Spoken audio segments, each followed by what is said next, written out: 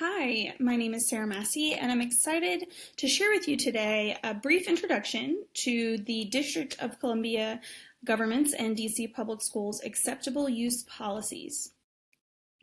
So, a little background on this project. I recently completed a needs assessment within our school related to technology use, and two of the questions specifically asked staff about the acceptable use policy. So the first question was, in my school, the acceptable use policy is reviewed with staff, the first statement.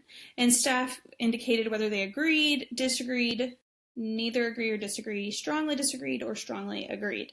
So as you can see here, over 53% of staff agreed, or I'm sorry, strongly disagreed with this statement. They do not feel that the acceptable use policy is reviewed with staff.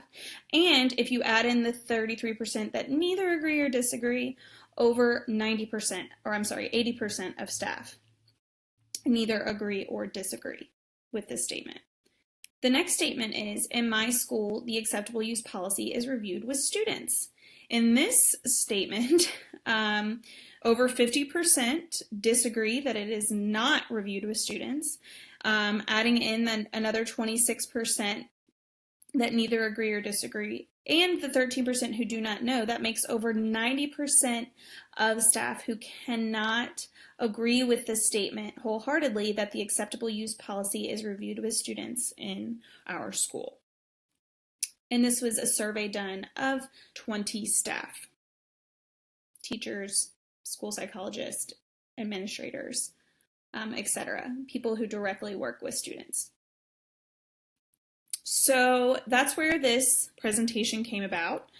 So we're just going to start with the topic, what is an acceptable use policy? A responsible use policy or acceptable use policy, according to the U.S. Department of Education, is a written agreement among parents, students, and school personnel that outlines the terms of responsible use and consequences for misuse. So basically, it's a document that's a set of rules and guidelines that help students and staff understand what they are allowed to do and what they are not allowed to do when using school technology, including the network. Why do we need them? Well, first of all, effective RUPs create an opportunity to teach students while they're in school to become responsible digital citizens throughout their lives. This will help them thrive in an ever increasingly connected world.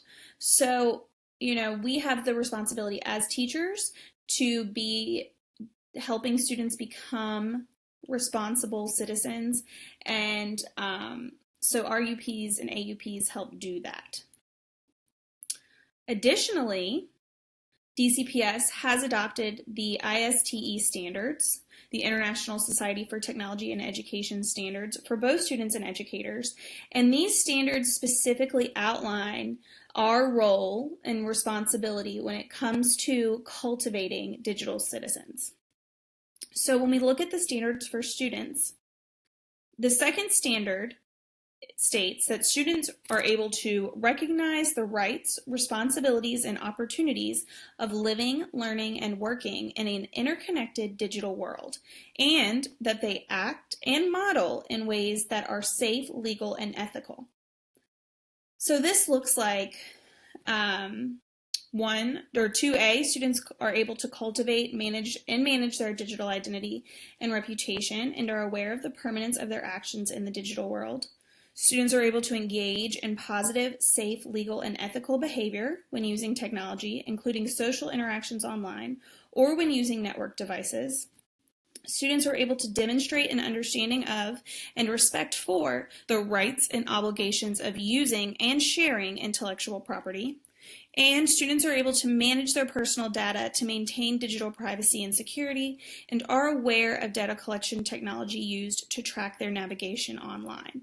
So many of these, actually every single one of these standards is hit in some way as a part of the current DCPS acceptable use policy for students.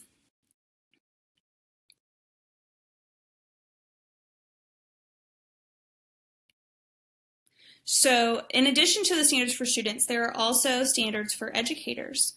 And the third standard, citizen, educators inspire students to positively contribute and responsibly participate in a digital world, is really also outlined in the documents, both the student AUP and the government employee AUP that we follow. So the way what ISTE states that it looks like is that educators are creating experiences for learners to make positive, socially responsible contributions and exhibit empathetic behavior online that builds relationships and community. So, really discouraging cyberbullying and instead teaching how to contribute in a positive way online. Additionally, educators are establishing a learning culture that promotes curiosity and critical examination of online resources and fosters digital literacy and media fluency. They are mentoring students in safe, legal, and ethical practices with digital tools and the protection of intellectual rights and property, and they are modeling and promoting management of personal data and digital identity, as well as protecting students' data privacy. So how exactly do AUPs support ISTE standards? Well, they establish standards of use for the internet, email, and network technology. They prevent and deter users from engaging in unlawful or unethical conduct that would be in violation of the institution's mission, vision, or norms. They establish procedures for internet and email and computer use. They promote and teach digital citizenship to students and staff. So in addition to following the ISTE standards, we are also responsible for adhering to the Children's Internet Protection Act. So many school systems follow this act, specifically DCPS follows this act, which imposes several requirements so that school systems can receive special discounts for internet access. So as a part of this act, schools and libraries must certify that they have an internet safety policy, also known as an AUP or an RUP. Also that they have filters, to block obscene, pornographic, or harmful images. They must also monitor the activities of students under this act, including ensuring students are engaging in appropriate online behavior, and then additionally that if school systems must follow this if they have a digital learning resource that requires networking among students and schools. So this is something that's very important and that DCPS follows specifically, which helped outline our current AUP for students. So, big question, where can you find the DCPS and DC government policies? So all students must follow the DCPS acceptable use policy, which is located on the DCPS website, and it can be found doing a quick search. DC government employees, i.e. teachers, support staff, administrators, must follow the DC government policy, which is on the DC government Octo website. You can do a quick Google search for both. You can search DCPS acceptable use policy, DC government acceptable use policy, and you can find digital copies of both. So we're just going to do a really quick overview. I'm not going to read everything on every slide, but I'm going to highlight some important parts of the DCPS acceptable use policy for students, as well as the DC government acceptable use policy for staff. So the DCPS AUP really only outlines has one major statement of what acceptable use looks like, and that says the use of network email and internet that is directly related to the mission, business, and educational goals and policies of DC public schools. This is the only line under acceptable use in the current acceptable use policy for students. And personally, I think it's something that could be expanded upon in the next AUP revision to include specific examples of what this looks like, so it's more understandable to students.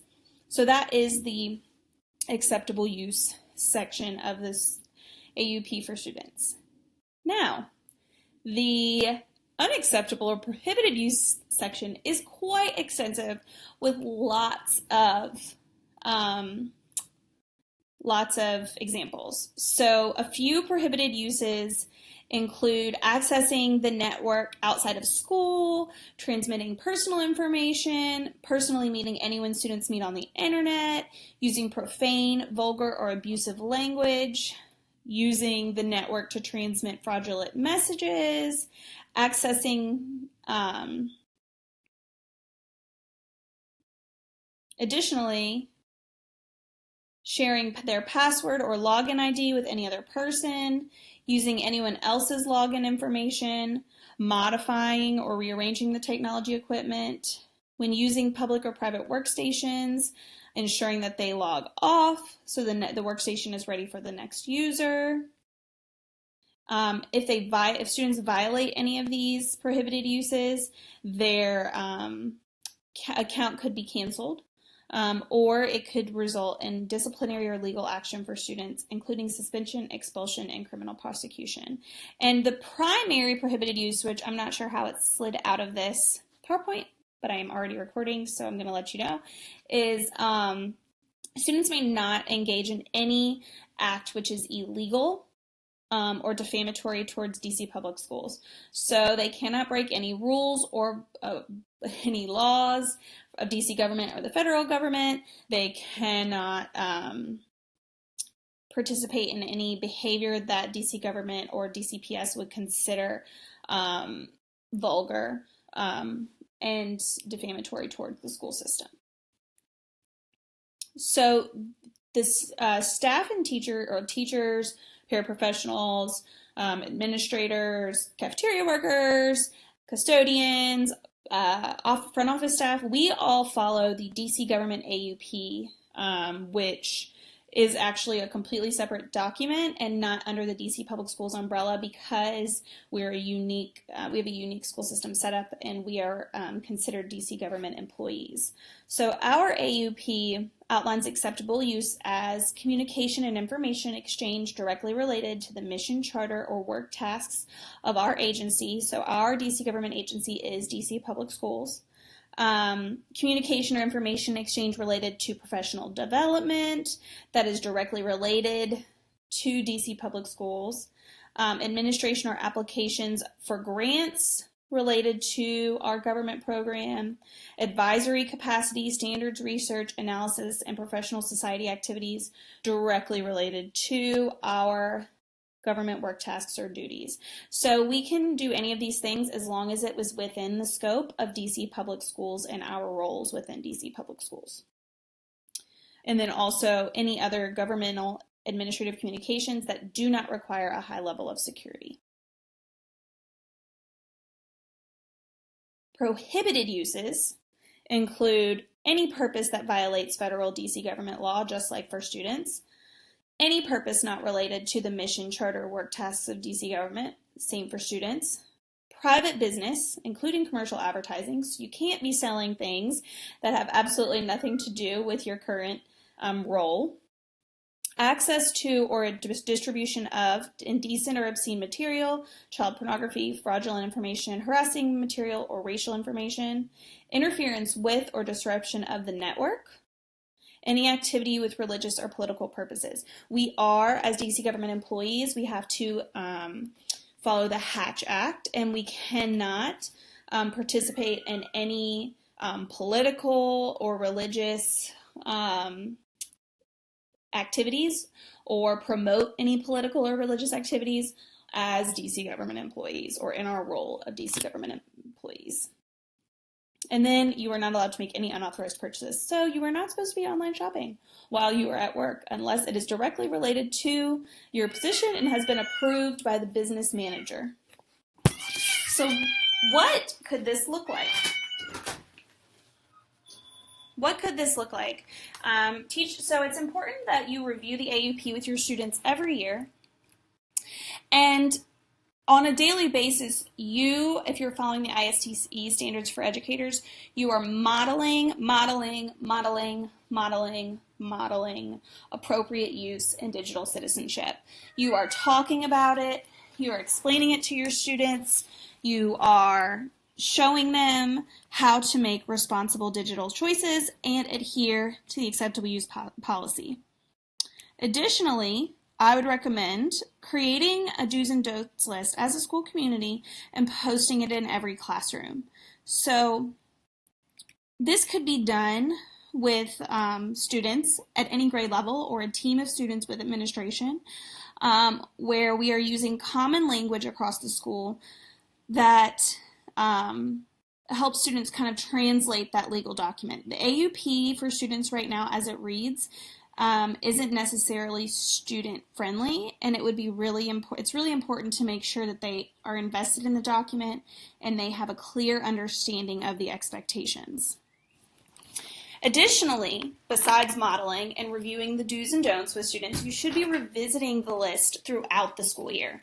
So, maybe each month or bi-weekly, selecting something from the acceptable use policy to discuss with students in your classroom as a quick warm-up or introduction before going into a technology lesson or a blended learning activity. Additionally, DCPS highly recommends and actually requires school librarians to use the Common Sense Media lessons in order to support students' understanding of digital citizenship. These lessons can be planned for and taught in collaboration with the library media specialist, and every DCPS employee already has an account with Common Sense Media that can be accessed through the Canvas portal. Additionally, the AUPs really need to be communicated with students and parents. They need to understand the expectations up front. So some ideas of communicating with students and families could include including a copy in the welcome folder, reviewing it at back to school night as a part of your classroom introduction presentation you may do with families, doing some mini lessons during the first couple weeks of school as you're rolling out your blended learning stations and your one-to-one devices, so students have a clear understanding of what is acceptable and responsible versus what is not. And this follows that mini lessons during the one-to-one rollout. For staff communication, I would recommend pre-service week professional development, either in person, online, or even a blended approach. Every one of us has different learning styles, so I think providing variety is important. However, I think based on the data taken right before this presentation was created, teachers just want more information and they want it to be reviewed with them because it's something that they're expected to follow. However, it's a policy that they have never actually sat down with anyone and learned about. And then additionally, the policy, besides reviewing the policy, looking at the DCPS Digital Learning and Innovation Portal within Canvas, this is an underutilized resource by teachers, and it actually provides a lot of great tools and tips for integrating technology and digital citizenship lessons into your classroom. Finally, professional adherence. So I just have a general rule of thumb for teachers and administrators and staff and students when it comes to using computers or accessing the network. Review your AUP at least at a minimum once per year. The DCPS AUP hasn't been reviewed or hasn't been updated in a while. I recently contacted central office to ask about this, and they said they were actually in the process of revising it right now. So that would be great if it's out. Hopefully it'll be released before next school year. But modifications could be being made, and you may not be aware of it. So it's your responsibility as a professional to seek out that information at least once per year, if not more often. Keep in mind that when you're working online, or you're sending an email, or accessing a website, or using the DCPS network, that if it doesn't directly relate to your job, you wouldn't say it to your child or grandparent. If you don't want your boss to know about it, then you probably shouldn't type it, send it, or access it. Thank you for joining me for this presentation. I apologize for any of the background noises that you heard. If you have any further questions, you can feel free to reach out to me. Thanks.